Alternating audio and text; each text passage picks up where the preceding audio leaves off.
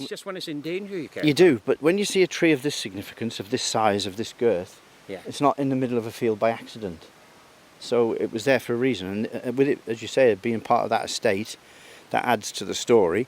And then now, this having its twin here, pretty much the same size, same girth, same species, same age, possibly, right by the house, then the story's starting to develop. And there was, on them older maps 160 years ago, in the next field, there was one in the middle of the field, and there was one in that field there. So a map from 150 years ago showing the tree, and the current bypass planned very close to the tree. These were cultural trees, either pollarded for wood fuel, animal fodder and tree hay as Ted calls it. So there's a story, and what we find through Ted and the Ancient Tree Forum and other people is that the trees lead us through the landscape, because we look at the landscape through the trees, and we call it the treescape. Yeah.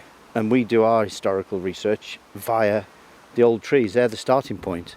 And inevitably, quite a bit of the research that's been done, either archaeology or history of areas, they've generally forgotten about the trees, because they've gone out of the public consciousness about 200 years ago, when we sort of lost our connection with pollarding and working with trees so much. To be honest, it looks like it's been pruned and the bonds open. Yeah.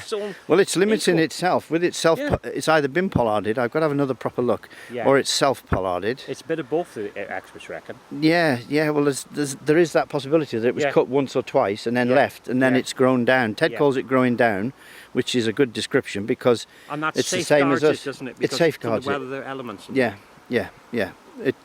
It's quite open here to the prevailing west wind, so the tree will know if I grow too tall and I'm getting old, I'm going to break totally. So they know they grow down, like us. Ted with the shaving mirror moving it down every day. This sort of